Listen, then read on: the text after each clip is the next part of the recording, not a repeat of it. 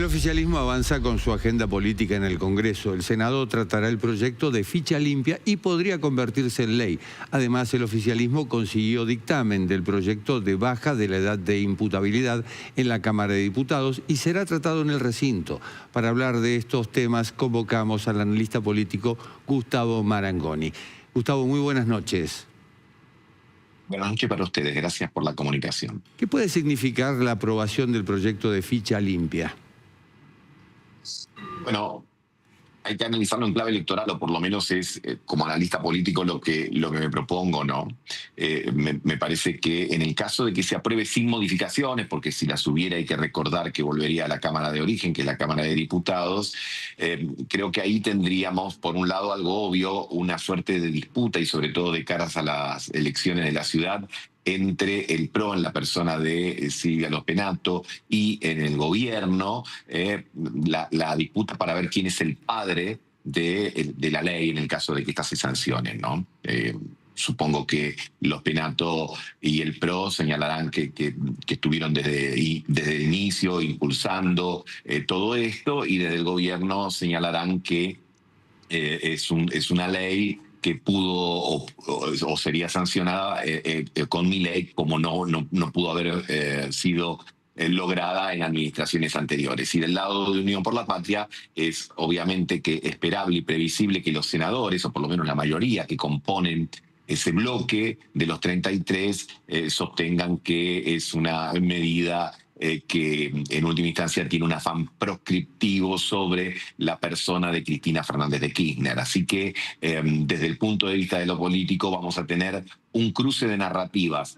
Que sancione o no se sancione, pero indiscutiblemente mañana vamos a tener fuertes discursos y sin duda va a ser imposible desligarlos del tono electoral. Gustavo, hay una cuestión que tiene que ver además con lo que ocurre, no solo con lo que se ve, sino con las negociaciones, las visitas del jefe del bloque de La Libertad Avanza a la Casa Rosada, a diálogo con Santiago Caputo. Lo que está en juego es la posibilidad de que una persona condenada por corrupción no sea candidata. ¿Vale todo en pos de decir, este proyecto es mío? ¿Tanta repercusión puede tener en el voto porteño esta cuestión?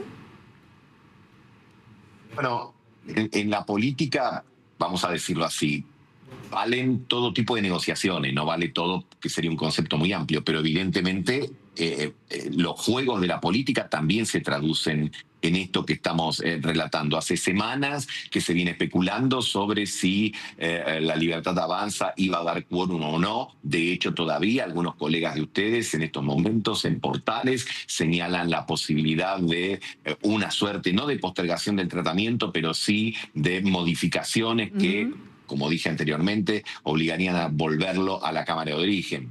Y las elecciones tienen todo. En época electoral todo se ve electoral.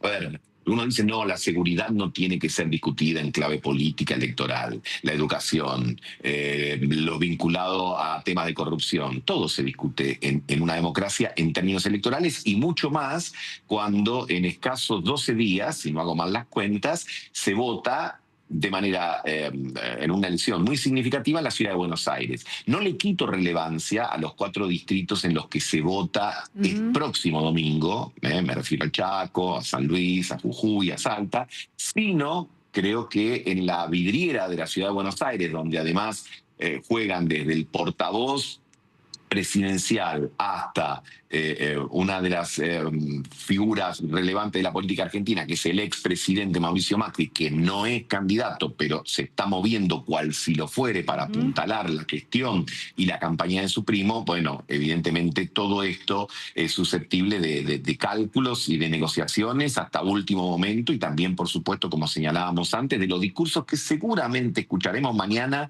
y se parecerán bastante a lo que el canal de la ciudad reflejó en el debate de los 17 postulantes porteños. Pero el tema de la corrupción es un tema muy sensible y, por ejemplo, algún sector podría decir, ¿cómo es posible que La Libertad Avanza postergue o quiera generar cambios o dilatar el tratamiento cuando puede convertir en ley el proyecto del que fue parte a la vez? ¿Cómo entender esto? Precisamente por lo que mencionábamos, por la elección. Acá va a haber hay una lucha de la paternidad. Mira, siempre, supongamos, insisto, ¿no? Estamos ante el escenario de que el proyecto se trate y prospere y sea convertido en ley, ¿no?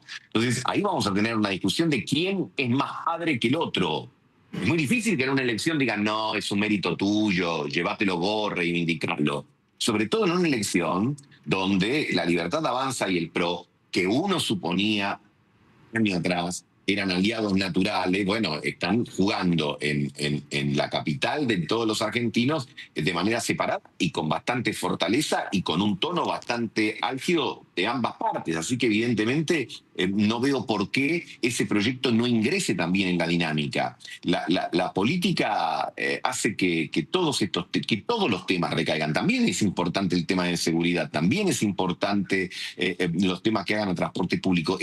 Y prácticamente imposible pretender que salgan de esa clave electoral, y ahora incorporo, digamos, a Unión por la Patria, que tiene una visión sustancialmente distinta, o por lo menos bastante diferente, respecto a este proyecto de ficha limpia, al que, como señalaba antes, considera una suerte de cláusula o estrategia proscriptiva. Así que estamos a 12 días de una elección, estamos en un año donde en octubre se vuelve a votar.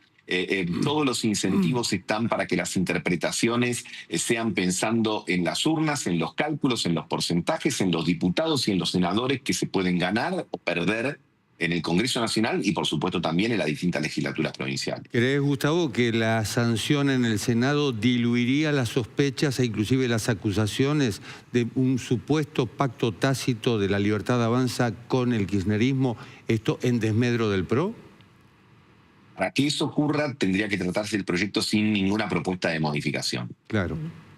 Entonces ahí vamos a decirlo así, esa versión perdería sustento. Ahora, me parece muy difícil sacar esas especulaciones si mañana algún legislador del oficialismo, que de acuerdo a versiones periodísticas, que yo solamente estoy citando, señalan que podrían establecer algunas modificaciones y ahí habría que ver lo que pase. Bueno, eso creo que redundaría o traería nuevamente a la discusión la idea de alguna suerte, yo no sé si de connivencia respecto al tema, sino de no dejar en un escenario a 12 días de una elección una bandera para que alguien pueda usufructuar en última instancia en un electorado que se caracteriza tanto por el lado de la Libertad Avanza como del PRO por su antikirchnerismo. Los dos quieren ser la representación más genuina del no kirchnerismo, del antikirchnerismo. Vuelvo al debate organizado por el Canal de la Ciudad.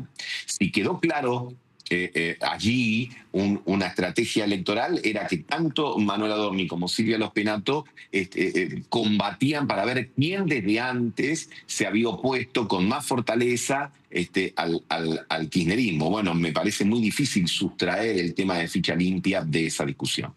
Gustavo, ¿cómo estás viendo el pase que hizo Patricia Bullrich, ministra de Seguridad, que deja el PRO y se va a la Libertad Avanza? Pocos minutos después se conoció un comunicado muy duro del PRO hablando de algunas cuestiones perdidas desde ese punto de vista al conocerse esta decisión. ¿Cómo hay que leerlo? No, me parece que sorpresa no genera, porque Patricia Bullrich fue la primera en sumarse al gobierno de la Libertad Avanza, no como parte de una coalición, no como parte de un partido, sino a título personal. Y a partir de ese momento empezó a tener inclusive críticas respecto a Mauricio Macri, no solo su líder de partido, sino también el presidente con el que ella había trabajado en el mismo cargo de seguridad. Pero creo que hay que encuadrarlo en un contexto mayor, que es justamente la elección de la Ciudad de Buenos Aires. El resultado de la elección de la Ciudad de Buenos Aires va a ser determinante para ver si el PRO conserva un caudal electoral que le permita encarar la discusión hacia octubre en una suerte de pie de igualdad, o en el caso de salir Adorni por sobre el PRO, los dirigentes de esta fuerza que responde o respondía a Mauricio Macri van a ir en bandada, digamos, hacia La Libertad Avanza siguiendo el camino de Patricia Bullrich. De acuerdo a algo que vi en las redes, así que cuando uno ve en las redes tiene que esperar la confirmación, la vicegobernadora de Mendoza, perteneciente al PRO, se habría pasado a La Libertad Avanza, según lo que vi en las redes, insisto, le pongo ese condicionante. Entonces, creo que si el resultado del 18 en la ciudad de Buenos Aires es favorable a La Libertad Avanza, es probable que los dirigentes vayan solos. Y por el contrario, si el PRO obtuviese un resultado que lo ratifica como el dueño del distrito que viene siendo desde hace 17 años,